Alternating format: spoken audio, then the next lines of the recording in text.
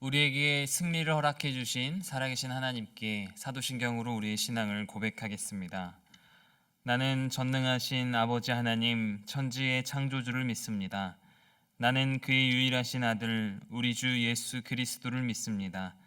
그는 성령으로 잉태되어 동정녀 마리아에게서 나시고 본디오 빌라도에게 고난을 받아 십자가에 못 박혀 죽으시고 장사된 지 사흘 만에 죽은 자 가운데서 다시 살아나셨으며 하늘에 오르시어 전능하신 아버지 하나님 우편에 앉아 계시다가 거기로부터 살아있는 자와 죽은 자를 심판하러 오십니다.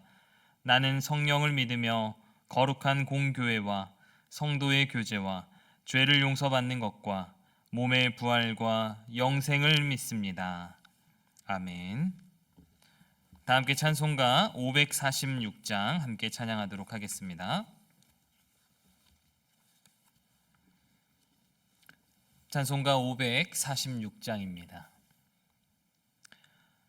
주님 약속하신 말씀 위에서 영원토록 주를 찬송하리라. 소리 높여 주께 영광 돌리며 약속 믿고 굳게 서리라.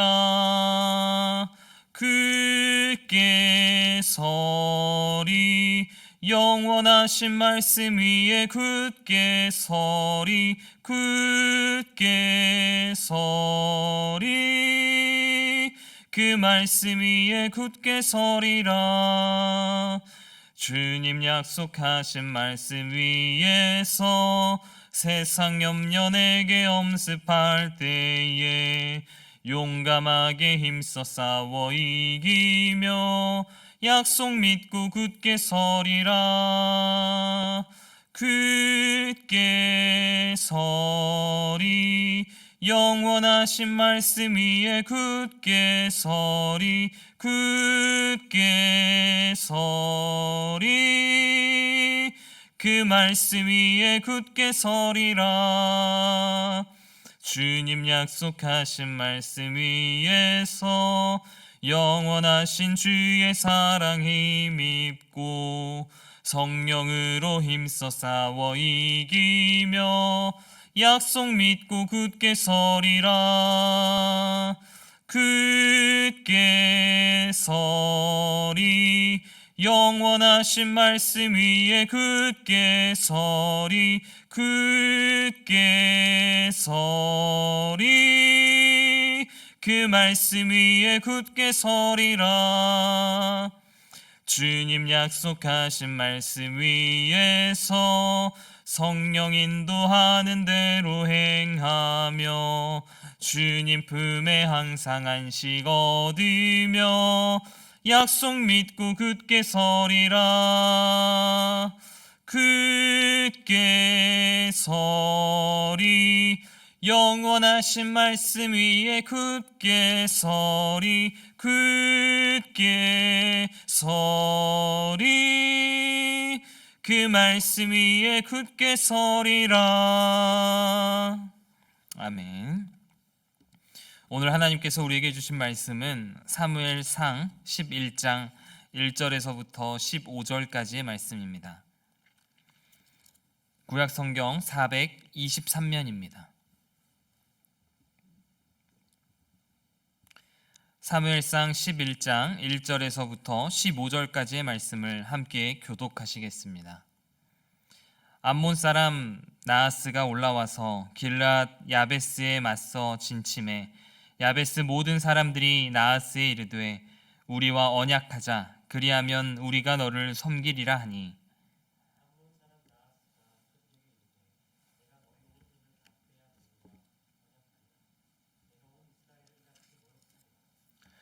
야베스 장로들이 그에게 이르되 우리에게 이랫동안 말미를 주어 우리가 이스라엘 온 지역의 전령들을 보내게 하라.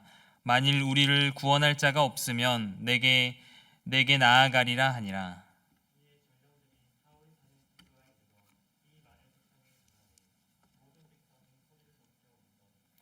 마침 사울이 밭에서 소를 몰고 오다가 이르되 백성이 무슨 일로 우느냐 하니 그들이 야베스 사람의 말을 전하니라.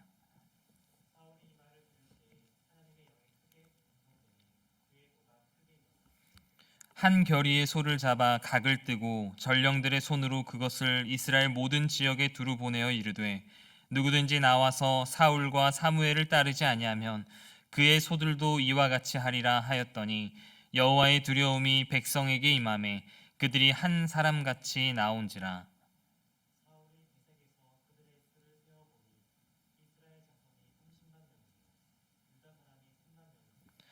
무리가 와 있는 전령들에게 이르되 너희는 길르앗 야베스 사람에게 이같이 이르기를 내일 해가 더울 때에 너희가 구원을 받으리라 하라. 전령들이 돌아가서 야베스 사람들에게 전하매 그들이 기뻐하니라.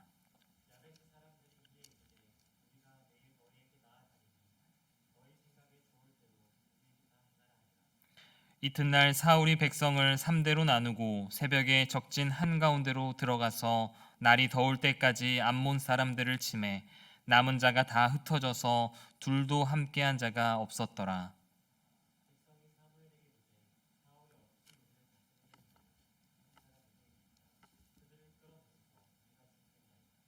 사울이 이르되 이날에는 사람을 죽이지 못하리니 여호와께서 오늘 이스라엘 중에 구원을 베푸셨음이니라.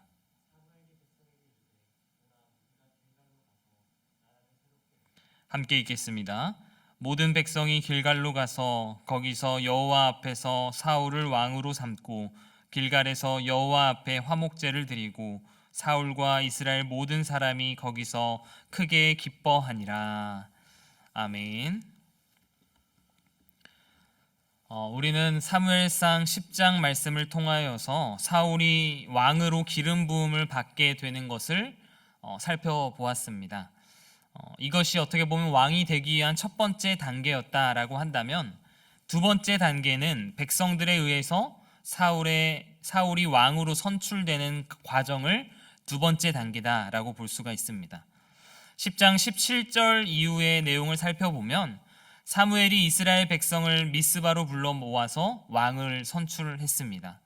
선출 방법은 제비 뽑기로 했는데 처음에는 베냐민 지파가 뽑혔고 그리고 베냐민 지파 중에서 마드리 가족이 뽑혔고 그 중에서도 사울이 뽑히게 되었습니다. 그런데 막상 사울이 왕으로 뽑히게 되었는데 사울은 숨어 있었다라고 그렇게 기록하고 있습니다. 비록 사무엘에게 이미 기름 부음을 받았지만 자신을 왕으로서 적격자라고 생각하지 않았던 것이죠. 그래서 사울은 제비뽑기를 통해서도 자신이 왕으로 선출되는 것을 보면서 이 직책이 하나님으로부터 왔다라는 것을 이제는 조금씩 받아들이게 되었을 것입니다. 또한 백성들도 사울을 보고 기뻐했다라고 그렇게 기록하고 있죠. 그동안 염원했던 왕이었고 선출된 왕이 키도 크고 힘 꽤나 쓰게 생겼고 외모도 준수한 것이 이제 왕답다라고 생각을 했던 것입니다. 이제 사울을 왕으로 선출하면서 명목상으로는 그럴듯한 이제 군주 국가가 된 것입니다. 그러나 이 제도 하나 바꾸었다고 무슨 일이 일어나는 것은 아니죠. 갑작스럽게 왕정 시대가 되었고 어디선가 나타난 그러한 사람으로 말미암아서 많은 것들이 바뀔 거라고 생각하지는 않았던 것입니다. 그리고 10장 마지막 절 27절 말씀에 보면 어떤 불량배는 이르되 이 사람이 어떻게 우리를 구원하겠느냐라고 멸시했다 그렇게 기록하고 있는 거죠. 저 사람이 어떻게 우리의 왕이 될 수 있느냐, 왕으로서의 자격을 의심하고 불신했던 그러한 사람들도 있었다라는 것이죠. 지난번 말씀에서 사울이 기름 부음을 받고 나서 사울을 하나님이 왕으로 세웠다라고 하는 이 세 가지 징조가 있을 것이라고 하는 예언을 들었습니다. 잃어버렸던 암나귀를 찾았다는 것과 떡 2덩어리를 받은 것과 그리고 선지자 무리들과 함께 예언할 것이다 라고 했던 것이죠. 그리고 실제로 그 징조들이 이제 다 이루어졌습니다. 그때 사울이 예언하는 것을 보면서 사람들이 사울도 선지자 중에 있느냐라고 말을 했습니다. 이 말을 좀 이 말은 비아냥거리고 조롱하는 말이었던 것이죠. 그래서 사울은 왕으로 선출되었지만 왕으로 인정하지 않는 사람들 또한 많이 있었다라는 것을 우리가 지난 시간에 살펴보았던 것입니다. 사울은 자신을 비난하고 그리고 왕으로 인정하지 않는 사람에게 어떻게 반응했죠? 너희들 이제 내가 하나님께 기름 부음을 받았고 이제 백성들에 의해서 왕으로 선출되었는데 이제는 내가 왕으로서 너희를 심판하겠다라고 하면서 권력을 앞세워서 혼쭐을 내어준 것이 아니라 사울은 자신이 참고 인내하면서 묵묵하게 기다렸다라는 것을 우리가 볼 수가 있게 되는 것입니다. 이런 일은 어디에서나 있죠.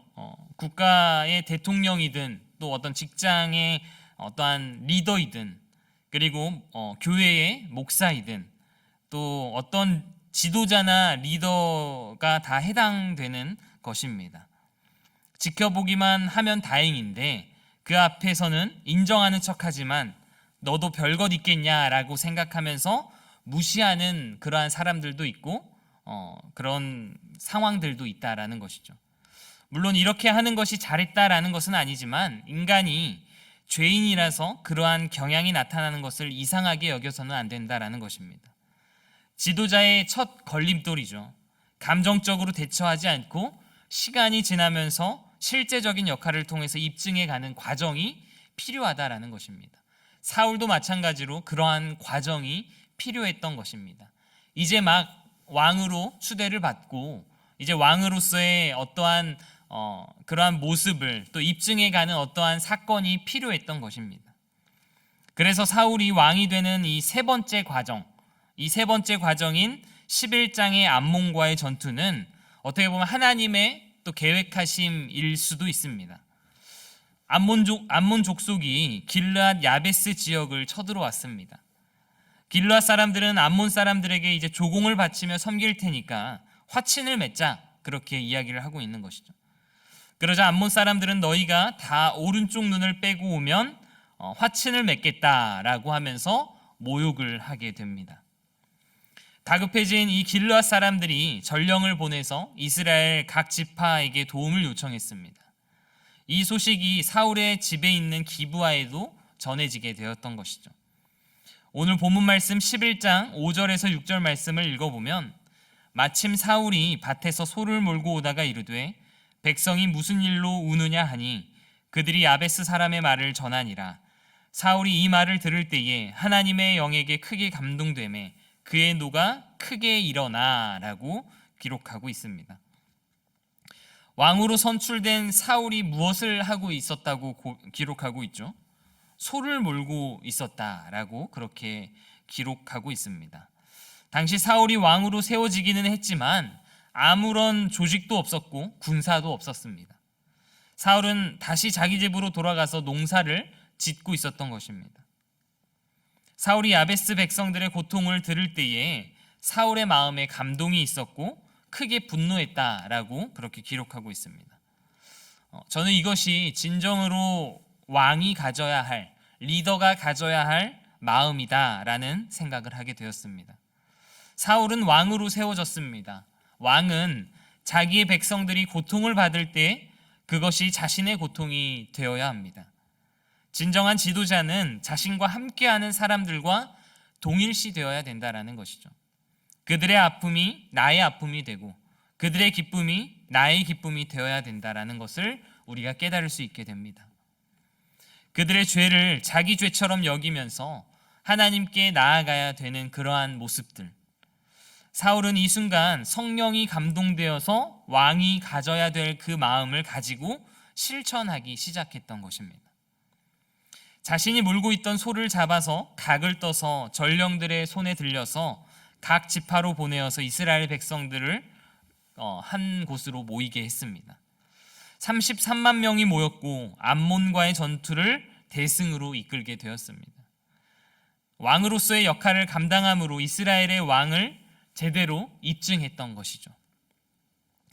이때 사울에게 또 하나의 걸림돌이 있었습니다. 전쟁을 승리하고 돌아오자 백성 중 어떤 사람이 지난번에 사울이 어찌 우리를 다스리겠냐라고 한 자가 누구냐라고 그들을 끌어내서 죽이겠다라고 하는 것을 그러한 상황을 처하게 되는 것이죠. 어떻게 보면 이들은 이렇게 말한 사람들은 기회주의자라고 할 수 있죠. 사울은 전쟁에서 승리하여서 우쭐해질 수밖에 없는 그러한 상황에서 가만히 있으면 눈에 가시 같은 반대파를 제거할 수 있는 그러한 상황을 만나게 되었던 것입니다. 이 기회주의자들은 사울을 등에 업고 자신의 권력을 강화시켜서 새로운 왕정시대의 한 자리를 차지하려고 했던 사람들이었습니다. 항상 반대하는 자만 있는 것이 아니라 아부하는 그러한 사람들도 있다라는 것이죠. 또한 왕으로 하여금 그릇된 판단, 특별히 자기중심적 판단을 하도록 옆에서 부추기는 사람들을 오늘 말씀을 통하여서 우리가 볼 수 있다라는 것이죠. 왕의 권력을 이용하여서 왕에게 그러한 아부함과 그러한 말들을 통하여서 왕을 움직이고 또 보복할 수 있게끔 그렇게 만드는 사람, 지도자가 가장 조심해야 될 사람 중에 한 사람이지 않을까라는 생각을 하게 됩니다.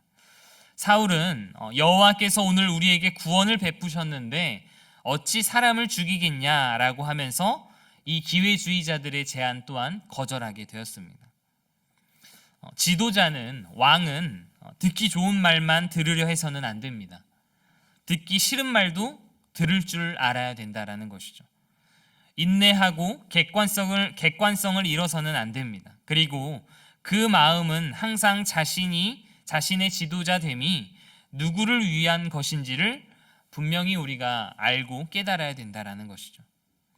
자신과 함께하는 사람들의 아픔을 함께 아파하고 또 그들의 기쁨으로 인하여서 자신 또한 즐거워하며 그들이 마땅히 경험해야 할 행복과 또 하나님의 은혜를 위하여 수고하는 자가 바로 진정한 왕이고 진정한 리더이지 않을까라는 생각을 하게 됩니다.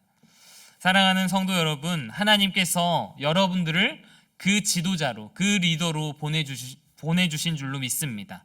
그렇기 때문에 우리도 그러한 믿음을 가지고 그러한 사람으로서 우리가 속해 있는 그러한 공동체 속에서 그러한 왕과 같은, 그러한 지도자와 같은 모습으로 살아가시는 성도 여러분들 되시기를 주님의 이름으로 축복합니다. 사울이 이제 암몬과의 전투를 큰 승리로 이끌자 사무엘은 이제 되었다 싶었던 것 같습니다.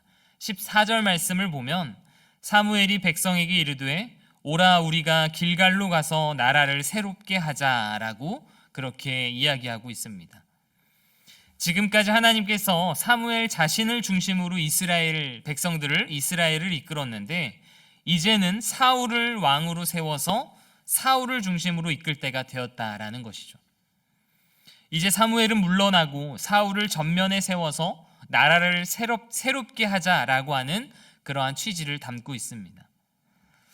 어떻게 보면 사무엘은 물러날 때를 알았던 사람인 것 같습니다. 사실 나라를 새롭게 하기 위해 전면에 나선 사람은 사울이었지만 그 모든 것을 하나님의 관점에서 이끌었던 사람은 바로 사무엘이었습니다. 사무엘상 10장 25절 말씀에 보면 사무엘이 나라의 제도를 백성에게 말하고 책에 기록하여 여호와 앞에 두고라고 그렇게 기록하고 있습니다. 사무엘은 자신이 물러나고 백성의 요구대로 사울을 왕으로 세우지만 주변 나라와 같은 왕이 되지 않도록 조치했던 것입니다. 당시 주변 나라의 왕은 내가 곧 법이다라고 하는 그러한 것이었습니다. 그런데 사무엘은 나라의 제도를 책에 기록하여 하나님 앞에 두고 누가 왕이 되더라도 그 책에 기록된 대로 나라를 다스릴 수 있도록 그렇게 만들었던 것이죠. 왕이 곧 법이다가 아니라 법이 곧 왕이다라는 것입니다. 이 법은 하나님의 말씀이기에 하나님이 여전히 이스라엘의 왕이 되시도록 그렇게 했던 것이죠. 그런데 사무엘이 나라를 새롭게 하자고 했던 장소가 어디였습니까? 바로 길갈이라고 하는 곳이었습니다. 사울을 왕으로 제비 뽑아 선출한 곳은 미스바이고 원래 사울의 집은 기브아이고 암몬 자손과의 전투를 한 곳은 길르앗 야베스입니다. 승리를 한 곳은 길르앗인데 왜 멀리에 있는 길갈까지 가서 나라를 새롭게 하자라고 했을까요? 15절 한 절에는 길갈이라는 말과 또 거기서라고 하는 말이 4번이나 나옵니다. 모든 백성이 길갈, 거기서 사울을 왕으로 삼았고 길갈에서 여호와 앞에 화목제를 드렸고 거기서 크게 기뻐했다라고 했습니다. 의도적으로 이 길갈이라고 하는 지명을 강조했던 것이죠. 사실 길갈은 이스라엘 백성이 출애굽하여서 요단강을 건너서 처음으로 가나안 땅에 입성한 곳이었습니다. 여호수아는 요단강을 건널 때에 모세가 홍해를 가르듯이 요단을 가르고 건넜습니다. 모세의 리더십이 여호수아에게 이양되었음을 보여주는 대표적인 증거였던 것이죠. 그래서 길갈에 지파별로 돌을 취하여 기념비를 세웠고 광야 40년 동안 행하지 않았던 이스라엘 백성들의 할례를 행하였고, 그리고 가나안 땅에서의 첫 유월절을 지켰던 곳이 바로 길갈이었습니다. 사실은 그래서 그곳을 길갈이라고 불렀던 것이죠. 길갈은 굴러갔다라고 하는 뜻을 가지고 있는데, 과거의 모든 수치가 굴러갔다라는 의미를 가지고 있습니다. 사무엘이 굳이 길갈로 가서 나라를 새롭게 하자고 한 것에는 여러 가지 의미를 담고 있는 그 역사적인 장소로 가서 그 의미를 되새기는 것이 나라를 새롭게 하는 길이다라고 생각했던 것입니다. 하나님께서 리더십을 모세에게서 여호수아에게 주신 것처럼 이제는 사울이 사무엘을 대신한 지도자임을 다시 한번 보여주고 있는 그러한 장면인 것이죠. 또한 처음 가나안 땅에 들어와서 하나님 앞에 예배하며 하나님 중심의 나라를 시작했듯이 다시금 하나님 앞에서 예배하며 하나님 중심의 나라를 시작하자라고 하는 의미를 이 길갈이라고 하는 지역을 통하여서 표현하고 있는 것입니다. 그래서 사사시대에 이방 민족에게 침입당했던 모든 수치를 굴러가게 하시겠다라고 하는 것이 사무엘이 이 길갈에서 나라를 새롭게 하고자 했던 의도였습니다. 사울은 암몬과의 첫 전쟁을 승리로 이끌면서 왕의 지도력을 인정받게 되었습니다. 그러한 영광의 때에 분명히 우리가 잊지 말아야 될 것은 그 모든 일을 이루신 이가 오직 하나님이다라고 하는 사실입니다. 하나님이 이루신 승리이기에 모든 영광은 하나님께 돌려야 되는 줄로 우리는 믿습니다. 삶에서 우리가 승리를 경험할 때마다 우리는 자만하지 않고 교만하지 않고 또 다른 길로 빠지지 않고 우리는 길갈로 나아가서 우리가 다시금 새롭게 시작하는 의미로서 모든 것이 하나님 중심의 신앙, 또 모든 것이 하나님께 영광 올려드리는 신앙으로서 우리도 우리의 삶의 자리에서 길갈로 나아가야 될 줄로 믿습니다. 모든 영광을 하나님 앞에 올려드리고 또한 우리의 삶을 승리하게끔 인도해 주신 그 하나님을 찬양하면서 길갈로 나아가시는 성도 여러분들 다 되시기를 주님의 이름으로 축복합니다. 기도하겠습니다. 하나님 감사합니다. 오늘도 말씀하여 주시고 또 그 말씀을 깨닫게 인도해 주심에 감사드립니다. 하나님께서 사울을 인도하셨고 섭리하셨던 것처럼 우리의 삶도 인도하여 주시고 섭리하고 계심을 분명히 믿습니다. 사울 왕에게 승리케 인도해 주셨던 그 하나님이 바로 우리의 하나님임을 기억하면서 우리의 삶을 승리로 인도하실 그 하나님을 믿고 신뢰하며 또한 우리가 또한 그 승리감에 도취되어 있는 것이 아니라 우리가 그 승리로 말미암아 모든 영광을 하나님 앞에 올려드리고 또한 길갈로 나아가서 다시금 하나님 중심의 신앙을 가지고 살아갈 수 있는 구미교회 모든 성도들이 될 수 있도록 주님께서 인도하여 주시옵소서. 예수님의 이름으로 기도합니다. 아멘. 하늘에 계신 우리 아버지, 아버지의 이름을 거룩하게 하시며 아버지의 나라가 오게 하시며 아버지의 뜻이 하늘에서와 같이 땅에서도 이루어지게 하소서. 오늘 우리에게 일용할 양식을 주시고 우리가 우리에게 잘못한 사람을 용서하여 준 것 같이 우리 죄를 용서하여 주시고 우리를 시험에 빠지지 않게 하시고 악에서 구하소서. 나라와 권능과 영광이 영원히 아버지의 것입니다. 아멘. 이 시간 말씀을 생각하면서 기도하기를 원합니다.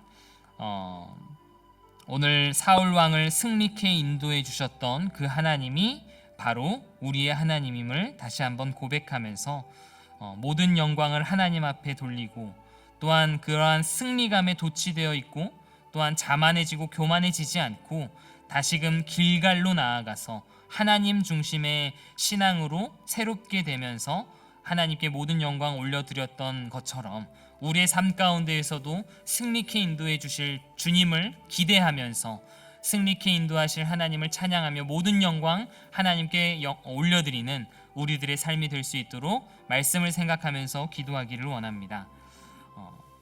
토요일은 예배 사역을 위하여 기도하는 날입니다. 구미교회의 모든 예배가 하나님께서 기뻐하시는 예배, 하나님께서 원하시고 바라시는 참된 예배가 될 수 있도록 기도해 주시기를 바랍니다. 또한 한국교회를 위해서도 기도하길 바랍니다. 어렵고 힘든 이 시대 가운데에서 한국교회가 말씀으로 새롭게 되고 다시금 하나님의 말씀으로 말미암아서 부응할 수 있는, 하나님께 영광 올려드릴 수 있는 한국교회 될 수 있도록 또한 기도해 주시기를 바랍니다. 또한 환우들을 위해서도 기도해 주시고 개인이 가지고 나온 기도 제목으로 하나님 앞에 나아갈 때에 하나님께서 우리의 기도에 반드시 응답해 주실 줄로 믿습니다. 함께 기도하겠습니다.